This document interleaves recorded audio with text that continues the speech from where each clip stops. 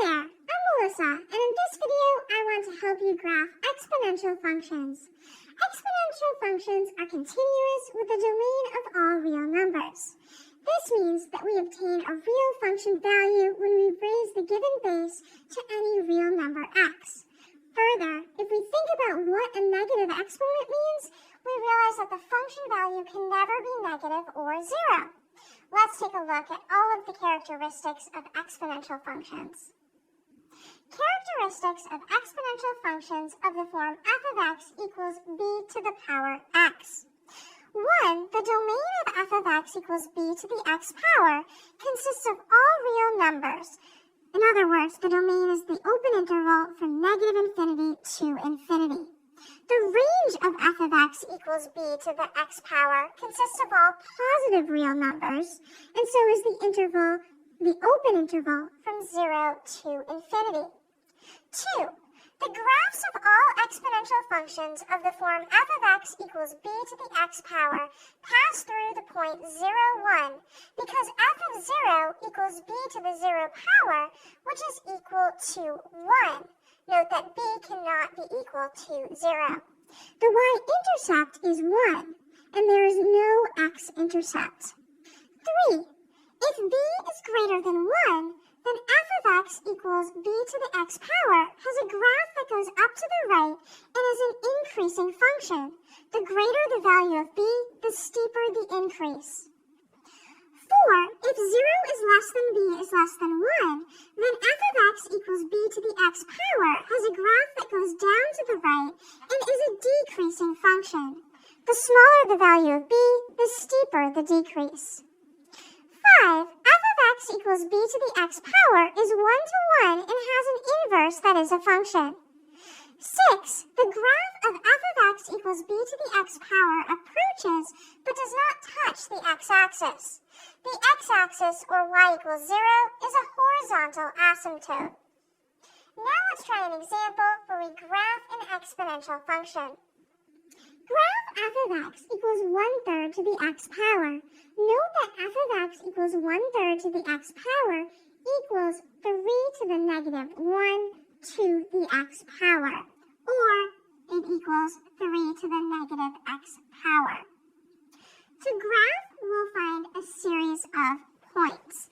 So we'll create a table of values, letting x be a series of values, and then for each value of x, we will find f of x. So f of x equals 1/3 to the x power, or 3 to the negative x. If we let x equal negative 3, then f of negative 3 is equal to 3 to the negative 3, or 3 to the 3rd, which is 27. If x is negative 2, then f of negative 2 is equal to 3 to the negative 2, or just 3 squared, which is 9. If x is negative 1, f of negative 1 is equal to 3 to the negative 1, which is just 3 to the first power, or 3. If x is 0, then f of 0 is equal to 3 to the negative 0, which is just 3 to the 0, or 1. If x is 1, then f of 1 is 3 to the negative 1, which is 1 over 3 to the first, or just 1/3. If x is 2, then f of 2 is equal to 3 to the negative 2, which is 1 over 3 squared, which is 1/9. And finally, we'll stop at x equals 3. When we find f of 3, this is equal to 3 to the negative 3rd, which is 1 over 3 to the 3rd, or 1/27. Now that we have a sequence of points, we can plot these points and then connect them with a continuous curve. Notice that the point points negative 327 and negative 29 are not on our coordinate plane. So we'll begin with the point negative 1, 3. To plot that, we move left from the origin 1 unit and then up 3 units.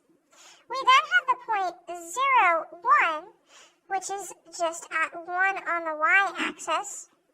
We have the point 1, 1/3. So move right 1 and up 1/3 from the origin. We have the point 2, 1/9. And we have the point 3, 1/27, which is very close to the x-axis. Now we can connect these points with a smooth curve, continuous curve.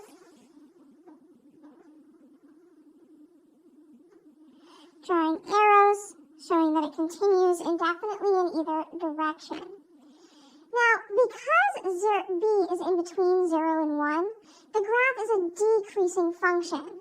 The graph approaches but never touches the positive portion of the x-axis.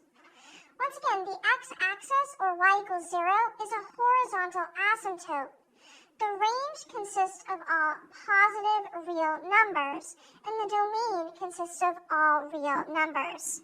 Had we also graphed f of x equals 3 to the x power, we would observe that the graph of f of x equals 1/3 to the x power, or 3 to the negative x, is a reflection of the graph of f of x equals 3 to the x about the y-axis. The graphs of exponential functions can be translated vertically or horizontally, reflected, stretched, or shrunk. These transformations are summarized in the following table. Transformations involving exponential functions. In each case, c represents a positive real number. If we have a vertical translation, then we have the equation g of x equals b to the x power plus c, which shifts the graph of f of x equals b to the x power upward c units, or an equation of the form g of x equals b to the x power minus c, which shifts the graph of f of x equals b to the x downward c units. For a horizontal translation, we would have g of x equals b to the x plus c power, which shifts the graph of f of x equals b to the x to the left c units, or we would have g of x equals b to the x minus c power, which shifts the graph of f of x equals b to the x to the right c units. For a reflection, we would have g of x equals negative b to the x power, which reflects the graph of f of x equals b to the x about the x-axis, or we would have g of x equals b to the negative x power, which would reflect the graph of f of x equals b to the x about the y-axis. We then have vertical stretching or shrinking, which we see in the form of g of x equals c times b to the x. That will vertically stretch the graph of f of x equals b to the x if c is greater than 1, and it will vertically shrink the graph of f of x equals b to the x if 0 is less than c is less than 1. We then have horizontal stretching or shrinking, which would be in the form of g of x equals b to the c times x power. This will horizontally shrink the graph of f of x equals b to the x if c is greater than 1, and it will horizontally stretch the graph of f of x equals b to the x if 0 is less than c is less than 1. Now it's your turn to graph an exponential function. You should begin by graphing the exponential function f by making a table of ordered pairs. Then use transformations of the graph of f to obtain the graph of the represented function g. Choose the option that best answers the question. Use the graph of f of x equals 2 to the x power to obtain the graph of g of x equals 2 to the x power plus 1. Is it A, which has the same general shape as f of x equals 2 to the x power? It has a horizontal asymptote as the x-axis, and it's an increasing function that passes through the point 0, 2, and the point 1, 4.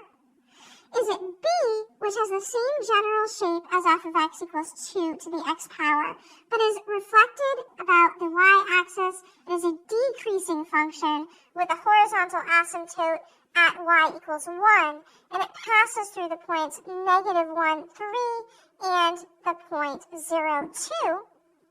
Or is it c, which is an increasing function with the same general shape as f of x equals 2 to the x, and has a horizontal asymptote at y equals 1, and passes through the points 0, 2, and 1, 3?